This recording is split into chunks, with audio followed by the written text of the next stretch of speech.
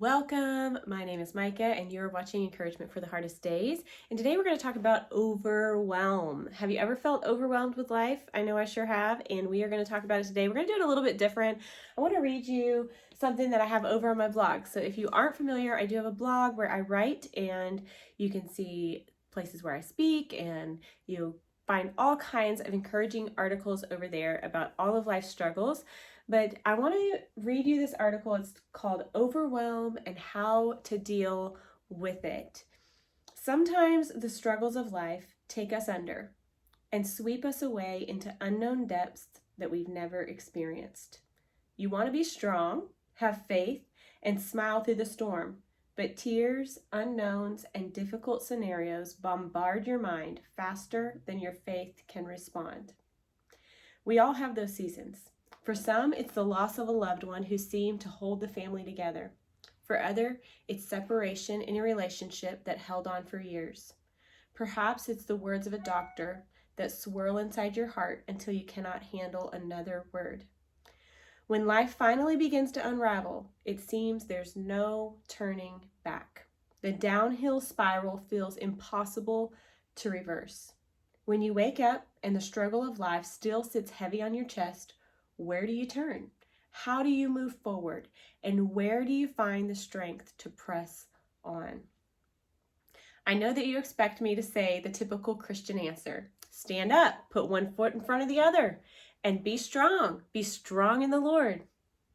But what if I said, don't get up?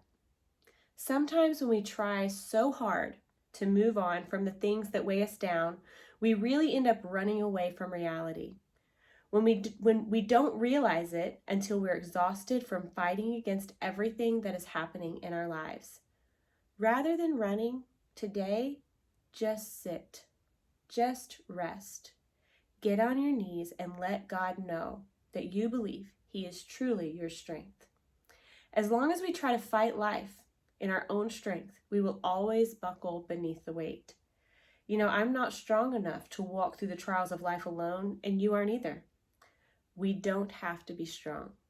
When we realize our one true strength, hope, and peace comes from Jesus, the load doesn't change, but how we carry it definitely does.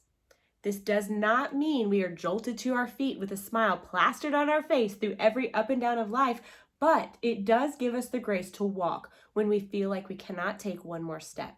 It gives us mercy to fall when our strength is completely gone. It gives us comfort to cry when our hearts physically hurt from the woes of this world. Whatever you're going through today, you don't have to be strong. God moves mountains. He speaks and the wind obeys, and He holds the power to strengthen your heart when it feels like every bit of strength that you've ever held in your life is completely gone. Sometimes, in the weakest moments of life, is when you actually experience God's overwhelming strength the most. Psalm 61, 1-3 says, "Hear my cry, O God.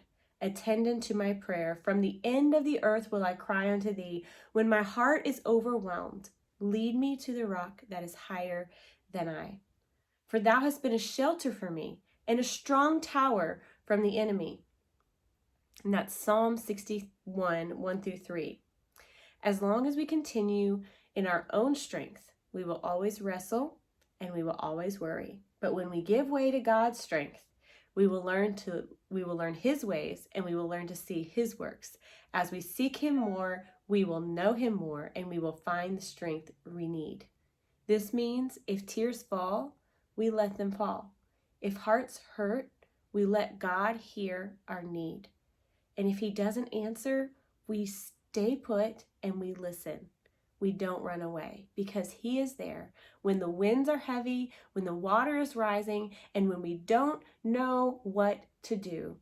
God stays. He comforts. He gives peace, and He calms trembling hearts. You are not alone. If you have experienced a season of unknowns and overwhelm, when it seems that your strength was completely gone and God sustained you, I want to hear about it, because I want to know, how has God carried you through? I can share with you ways that God has carried me through cancer with a loved one. My father-in-law had 3 rounds of cancer. My dad went through cancer twice. He went through debilitating surgery and chemo and radiation and all those things. I've had children who've had illnesses that were diagnosed that they said would never be cured, and they've been cured. And we've walked through these difficult things that completely overwhelm. But God always carries us through because He is our strength. He is our light. He is our refuge. He is everything that we need.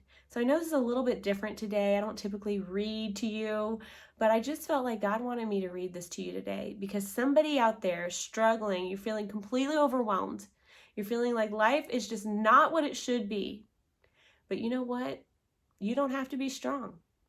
You don't have to be strong. And if you are in a place of weakness, that's exactly where God wants to meet you. So don't pull up your bootstraps. Don't even put your shoulders back. Go ahead and just press those knees to the floor. Go ahead and just let those tears fall. Go ahead and just tell God, I can't do this. Because you know what? He can. He's the only way you're going to make it.